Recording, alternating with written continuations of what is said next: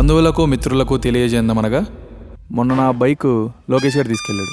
Puncture చేసి తీసుకొచ్చాడు. యాద్దవ్వ దాన్ని ఎవడైనా బండి అంటారా?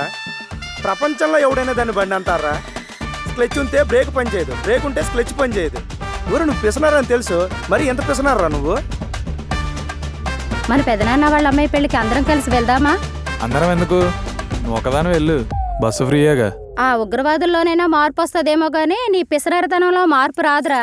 సరే బావా, నీకు ఎలాంటి అమ్మాయి కావాలనుకుంటున్నావు నువ్వు?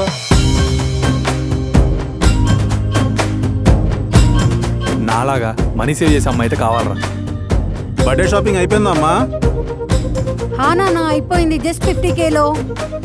చూస్తాను నీ సేవింగ్ పార్ట్నర్ వస్తుందో లేదంటే నీ సేవింగ్ షేక్ చేసే పార్ట్నర్ వస్తుందో చూస్తాను. నాకు లగ్జరీగా ఉండడం ఇష్టం. నేను ఇష్టపడే వాళ్ళని లగ్జరీగా చూసుకోవడం నాకు కూడా ఇష్టమే. నేను మనీని సేవ్ చేస్తా, ప్రేమని కాదు.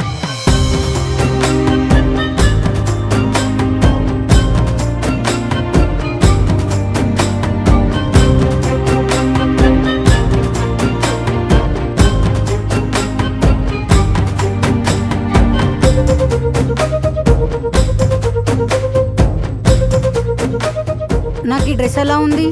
చాలా బాగుంది, తీసుకో. నీకు ఓకేనా? నీకు నచ్చితే నాకు ఓకే. నవమాసాలు మోస్తే తల్లి కనీసం ఎన్ని సంవత్సరాల్లో 100 రూపాయలు పెట్టి ఒక చీర కొన్నాడా? వీడి పెళ్ళానికేమో పట్టు చీరలు, తాళ్ళు, బావమరిదికేమో బిర్యానీలు. అయినా నా తలరాతలే.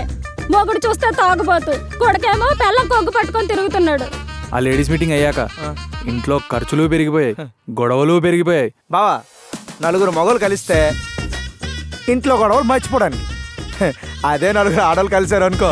బాగున్నావమ్మా, చాలా చక్కగా ఉన్నావు. మీ ఆయన ఎలా చూసుకుంటున్నాడు? పర్లేదక్క, బానే చూసుకుంటున్నాడు.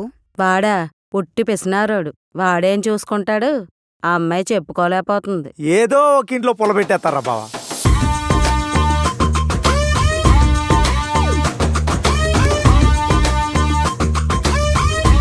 మన పక్కింటి వాళ్ళు కారు కొన్నారు, మనం కూడా కొందాం. నీ కోరికలు అసలు ఆకాశంలో ఉన్నాయి, నీ మొగుడి సంపాదన భూమి మీద ఉంది.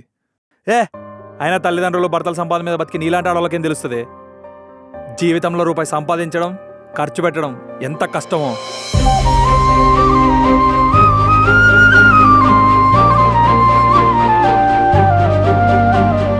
తన ఆడపిల్లలుడు అర్థం చేసుకుంటే అందంగా కనిపిస్తుంది, అదే అపార్థం చేసుకుంటే అసహ్యంగా కనిపిస్తుంది. మనం మధ్యతరగతి మనుషులు, ఇంట్లో బతికే బ్రతుకు కంటే కష్టాల్లో అప్పుల్లో బ్రతికే ఎక్కువరా.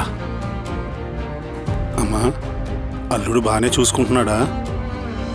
అడగకుండా అన్ని ఇవ్వడానికి మీకులాగా నాన్న కాదు కదా, తాళి కట్టిన మొగుడు కదా నాన్న. మనకిష్టమైన వస్తువులను డబ్బుతో కొనుక్కోవచ్చు, కానీ మనకిష్టమైన మనుషులు మాత్రం సారీతోనే గెలవగలం బావా.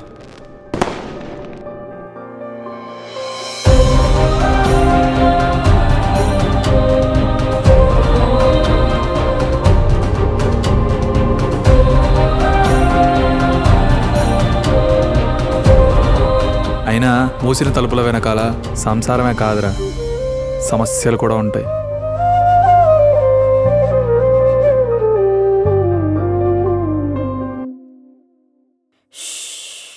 అయినా నా కుక్క వస్తుంది, ఇన్వర్టర్ లేదా? పోనీ శారీ తీసేయండి, చల్లగా ఉంటుంది.